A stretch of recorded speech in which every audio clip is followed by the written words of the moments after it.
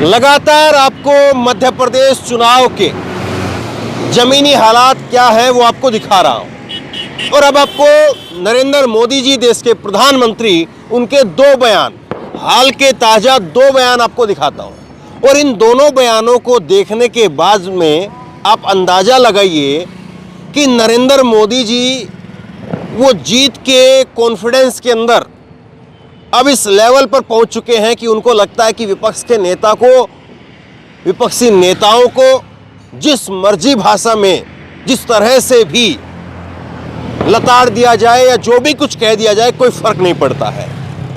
या हार का इतना भयंकर डर है कि वो भाषा की मर्यादा रखना भी नहीं चाह रहे और उनको लगता है कि कुछ भी बोलो, कैसे भी बोलो, किसी भी तरह से बोलो, लेकिन मध्य प्रदेश का चुनाव कुछ न कुछ करके पलटा जाए।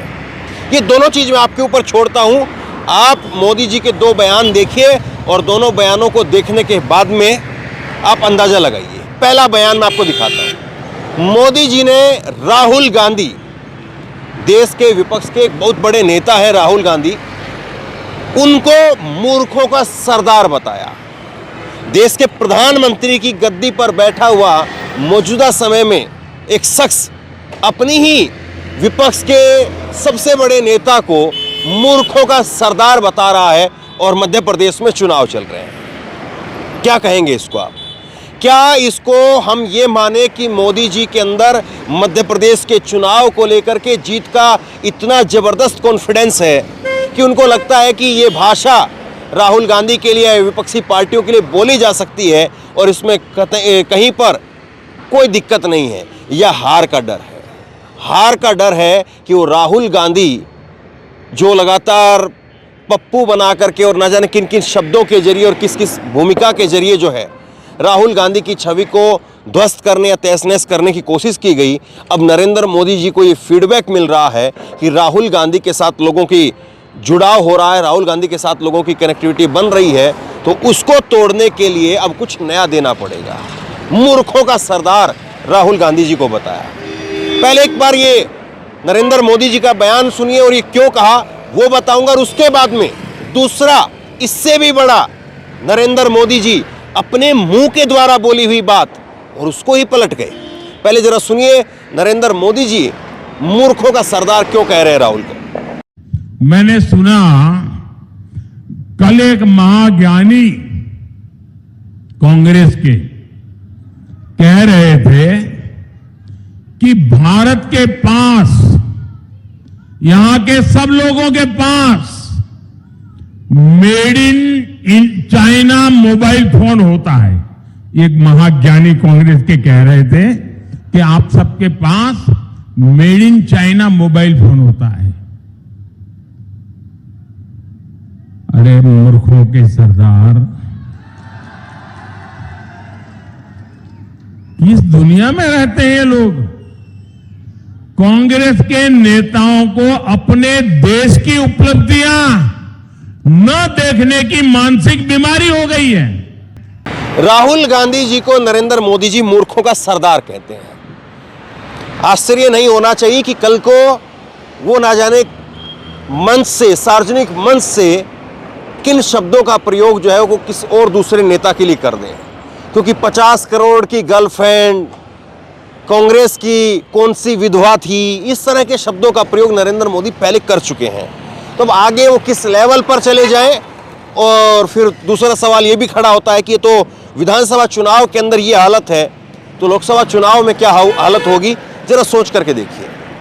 दरअसल हुआ क्या था कि राहुल गांधी ने एक बयान दिया था रैली में। जब वो बोल रहे थे तो उन्होंने कहा कि मैं चाहता हूं कि मध्य प्रदेश का युवा, मध्य प्रदेश के रोजगार वो इतना आगे जाएं कि कोई भी व्यक्ति जो आज मेड इन चाइना का मोबाइल इस्तेमाल कर रहा है, तो वो व्यक्ति अगर चाइना में भी जाए तो वहाँ पर भी अगर उसका मोबाइल कोई देखे तो उसके पीछे मेड इन मध्य प्रदेश लिखा हो।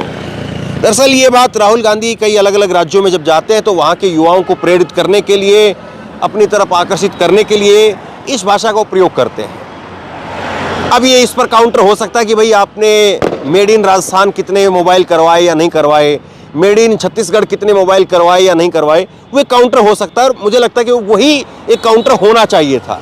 लेकिन मूर्खों का सरदार ये काउंटर किस हद तक सही है, सवाल ये है। अब दूसरा बयान मैं आपको सुनवाता हूँ, और ये तो मुझे लगता है कि पहले वाले से भी ज़्यादा जो है वो निचले स्तर का है। और मैं निचले स्तर का इसलिए कह रहा हूँ क्योंकि कोई बयान, ऐसा बयान जो आपके द्वारा दिया गया बयान, और उस बयान से बहुत ज़्यादा छीछा-लेदर हुई, तो कम से कम उस बयान को आप साइडलाइन कर देते हैं, उसको आप दोबारा से उस बात को कुरेद करके उस जख्म को हरा नहीं करते हैं, उस बात को कुरेद करके उस बात को उजागर नहीं करते हैं। मोदी जी का एक बयान था, आपको याद होगा, आलू से सोना निकालने वाला बयान।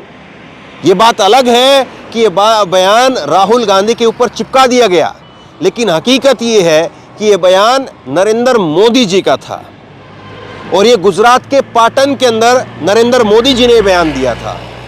और इस बयान के ऊपर मैंने भी पहले कई बार और अलग अलग चैनलों में भी कई बार आपने इस खबर को जो है वो देखा होगा कि ये बयान राहुल गांधी का नहीं था, बल्कि ये बयान नरेंद्र मोदी जी का ही था। लेकिन मोदी साहब तो ठहरे, मोदी साहब ने इस बयान को दोबारा से कल मध्य प्रदेश के अंदर कह दिया कि कांग्रेस जीत के लिए कोई भी वादा कर सकती है, और ये आपको आलू से सोना निकालने वाली बात भी बता सकते हैं। मतलब कि जो बयान नरेंद्र मोदी का था, ये पूरा जगजाहिर हो चुका। उस बयान पर शर्मिंदगी जताने के लिए कि अपना एक बयान था और हमारी आईटी सेल ने गलत तरीके से हमारी विपक्ष के नेता की छवि को धूमिल करने का काम किया है, उस बयान को कम से कम देश के प्रधानमंत्री के पद पर बैठे हुए व्यक्ति के द्वारा दोबारा से कुरेदना कितना सही है। और मैं बार बार इस बात को हर जगह पर कहता हूं कि प्रधानमंत्री के पद पर, क्योंकि उस पद की गरिमा होती है। नरेंद्र मोदी जी बीजेपी के नेता होते तो ठीक है, समझ में आता है कि वो जो बयान दे वो दे सकते हैं, लेकिन प्रधानमंत्री के पद पर बैठना और उसके बाद में कुछ बोलना, उसके मायने होने चाहिए। अब जरा सुनिए, पहले मैं आपको सुनाता हूं, नरेंद्र मोदी जी ने कल मध्य प्रदेश में राहुल गांधी को लेकर के आलू से सोना निकालने वाला बयान दिया है, और फिर उसके बाद में एक बार फिर से आपको दिखाऊंगा कि ये बयान मोदी जी का था, राहुल गांधी का नहीं। पहले सुनिए जरा नरेंद्र मोदी क्या कह रहे हैं। कांग्रेस मध्य प्रदेश के लोगों को सोने का महल बनाने का भी वादा कर सकती है। अब ये सोना कौन सा लाएंगे? आलू वाला? कोई भरोसा नहीं। सोने का महल देंगे और फिर कहेंगे आलू से सोना निकालूंगा तब बनाऊंगा। लेकिन सत्ता मिलते ही कांग्रेस आपको भूलकर लूट का कारोबार शुरू कर देगी। इसलिए मध्य प्रदेश के लोगों को, नौजवानों को पहली बार वोट डालने जा रहे युवाओं को बहुत सतर्क रहने की जरूरत है।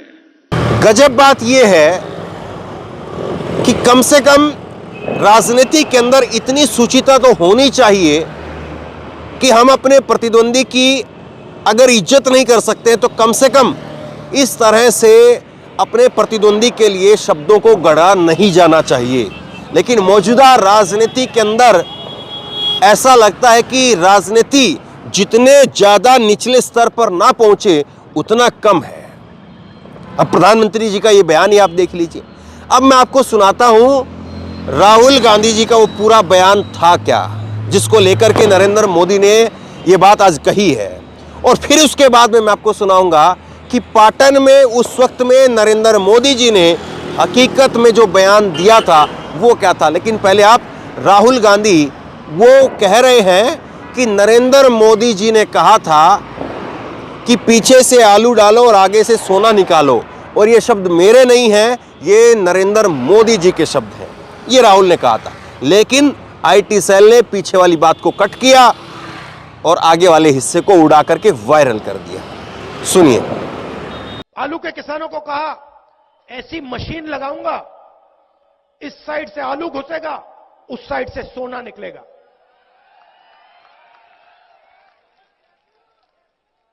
इस साइड से आलू डालो, उस साइड से सोना निकालो। इतना पैसा बनेगा, आपको पता नहीं होगा क्या करना है पैसे का। मेरे शब्द नहीं है, नरेंद्र मोदी जी के शब्द हैं। आपने राहुल गांधी का ये बयान सुना। अब मैं आपको वो ऐतिहासिक वीडियो दिखाता हूं। ऐतिहासिक मैं इसलिए कह रहा हूं क्योंकि देश में राजनीति को लेकर के और मौजूदा राजनीति को लेकर के और मौजूदा राजनीति के अंदर नेताओं के खिलाफ जो प्रोपेगेंडे अभी तक हुए हैं, उसमें सबसे ज़्यादा अगर किसी बयान को लेकर के प्रोपेगेंडा हुआ है तो वो यही बयान है, आलू से सोना बनाने वाला बयान। ये बयान लेकिन मोदी जी का है। सुनिए जरा ये मोदी जी का उस वक्त का पाटन का दिया हुआ वो असली बयान सुनिए। आलू के लिए क्लस्टर बनाने का बीड़ा हमने उठाया है। कुछ महीने पहले ही कृषि उत्पादकों को निर्यात करने से जुड़ी हुई एक बड़ी नीति हमने बनाई है। आलू से सोना बनाना और देश को विदेशी मुद्रा भी मिलेगी। मोदी जी गुजरात से दिल्ली तक का सफर तय कर गए। दिल्ली तक चले गए और दिल्ली की गद्दी पर 2 बार बैठे। लेकिन देखिए आज राजनीतिक भूख क्या होती है, कुर्सी पर बैठने की लालसा क्या होती है, सत्ता के अंदर आने की लालसा क्या होती है कि आज नरेंद्र मोदी साहब देश के प्रधानमंत्री की कुर्सी पर बैठने के बाद में भी इस तरह के बयान देख रहे हैं। वाकई जो है वो आने वाले वक्त में 10-20 साल के बाद में जब लोग इन चीज़ों को पढ़ेंगे तो वो भी कहेंगे कि देश के अंदर एक वक्त में देश की सत्ता में इतने मजबूत नेता थे, जिनकी इतनी मजबूत डबल इंजन की भारी भरकम सरकारें चल रही थी, जिनकी खुद की दूसरी बार पूर्ण बहुमत की सरकार चल रही थी, लेकिन वो अपने प्रतिद्वंदी नेताओं के लिए किस तरह का शब्दों का उपयोग कर रहे थे। इस चीज़ को लोग आने वाले समय में ज़रूर पढ़ेंगे और YouTube के तहखाने में निकाल करके कोई आज की इस वीडियो को सुन रहा होगा, तब जा कर के उसको यकीन हो पाएगा कि वाकई ऐसा हुआ होगा। आप जरा जा कर के देखिए, आज से 20 साल पहले क्या इंदिरा गांधी जी का ऐसा कोई बयान आपको दिखाई देता है, जब इंदिरा गांधी ने अपने प्रतिद्वंदी नेताओं को हराने के लिए, उनको मात देने के लिए, उनको शिकस्त देने के लिए, धूल चटाने के लिए, क्या इस तरह के बयानों का कहीं पर कोई जिक्र हमें मिलता है? क्या बीजेपी के नेता आज तक कोई ऐसा बयान इंदिरा गांधी का सामने ला पाए? इंदिरा गांधी जी ने एक वक्त में इमरजेंसी लागू की, उनके सबसे कठोरतम फैसला जिसको लेकर के उनकी ढेरों बार आलोचना हुई है और खुद कांग्रेस पार्टी के शीर्ष नेतृत्व ने इसको लेकर के माफी तक मांगी है। लेकिन क्या इंदिरा गांधी का ऐसा कोई बयान वो दिखाई देता है? क्या पंडित जवाहरलाल नेहरू का ऐसा कोई बयान दिखाई देता है? और आज जब हम खड़े हैं तो तारीख है 14 नवंबर, बाल दिवस। जरा याद करिए नेहरू को और जरा याद करिए 1947 के उस भारत को। आज नरेंद्र मोदी जी के सामने एक विपक्ष है, उस वक्त में नेहरू के सामने कोई नहीं था। अगर नेहरू उस वक्त में आज जिस लेवल पर, जिस तरह से नरेंद्र मोदी अपने आप को, अपनी राजनीति को, अपनी पार्टी को जिस तरह से और जिस तरीके से आगे बढ़ाने की कोशिश कर रहे हैं, अगर नेहरू ने वो कोशिश की होती तो सोचिए क्या आज वाकई हम और आप यहाँ पर खड़े होकर के बात कर रहे होते। और ये राजनीतिक तौर पर साइड लेने वाली बात नहीं है। बीजेपी के नेता इस बात को मानते हैं। अटल बिहारी वाजपेयी ने एक बार नेहरू की तुलना राम से कर दी थी और गोलवालकर इसको लेकर के नाराज हो गए थे। तो सोचिए जरा, मैं नेहरू के साइड लेने वाली बात नहीं कर रहा हूं। बीजेपी के जो नेता, और नेहरू का कद वो था कि जो नेहरू पीठ थपथपाते थे अटल बिहारी वाजपेयी की, और उस वक्त के अटल बिहारी वाजपेयी जो कि एक सामान्य सा नौजवान सांसद, उसकी पीठ थपथपा करके कहते थे, और उस वक्त में जो भी विदेशी मेहमान यहाँ पर आते थे तो उनसे कहते थे, मिलवाते थे कि ये लड़का एक दिन बड़ा होकर के देश का प्रधानमंत्री बनेगा। और एक आज का राजनीतिक माहौल है जिसके अंदर किस तरह से अपने विरोधियों को, अपने प्रतिद्वंदियों को कैसे मूर्खों का सरदार बताया जा रहा है। और मत भूलिए कि यही नरेंद्र मोदी साहब हैं जिन्होंने पूर्व प्रधानमंत्री डॉक्टर मनमोहन सिंह के लिए कहा था रेनकोट पहन करके बाथरूम में नहाने का तरीका, बाथरूम में नहाने की कला अगर किसी को आती है तो मनमोहन सिंह जी को आती है। एक नहीं, दो नहीं, सैकड़ों नरेंद्र मोदी जी के ऐसे बयान आपको देखने को मिल जाएंगे। अब सवाल यही है कि बीच चुनाव में नरेंद्र मोदी जी का ये रंग रूप दोबारा से जो देखने को मिल रहा है, उसके पीछे वजह क्या है? क्या उसके पीछे वजह यह है कि नरेंद्र मोदी जी वो मध्य प्रदेश में हार को देख करके बुखला रहे हैं? क्या नरेंद्र मोदी जी हार को देख करके और लोगों का ध्यान भटकाने के लिए चुनावी जो एक मोमेंटो बना हुआ है उसको डिरेल करने के लिए इस तरह के शब्दों का प्रयोग कर रहे हैं? या नरेंद्र मोदी जी, जैसा मैंने पहले कहा, कि जीत के कॉन्फिडेंस में उस लेवल को पार कर गए हैं कि उनको लगता है कि अब जनता सब चीज़ों को एक्सेप्ट करेगी, हर चीज़ के लिए जनता नरेंद्र मोदी के साथ में खड़े होकर के ताली बजाएगी, क्योंकि कहीं पर भी दूर दूर तक कोई टक्कर में नहीं है। अब ये तय आपको करना है। लगातार ज़मीनी माहौल आप लोग देख ही रहे हैं कि ज़मीनी माहौल किसके पक्ष में है, किस तरह से है, और वो अपने आप में ये बताने के लिए काफ़ी है, ये मोहर लगाने के लिए काफ़ी है कि नरेंद्र मोदी जी का ये बयान जीत का कॉन्फिडेंस बताता है या हार की बौखलाहट बताता है। शेयर कीजिए इस खबर को, लोगों तक पहुंचाइए, और आप क्या सोचते हैं नीचे कमेंट बॉक्स में लिख करके ज़रूर बताइए। और इसी तरह की तमाम खबरों के लिए ऑनलाइन न्यूज़ इंडिया को सब्सक्राइब कीजिए, साथ में जो बेल आइकन है घंटी है उसको ज़रूर दबाइए, ताकि जैसे कोई खबर अपलोड करें उसकी नोटिफिकेशन सीधे सबसे पहले आपको मिल सके। अगर ये वीडियो फेसबुक पर देख रहे हैं तो फेसबुक पर हमारे पेज को लाइक कीजिए, फॉलो कीजिए और इस खबर को शेयर कीजिए। बहुत बहुत धन्यवाद।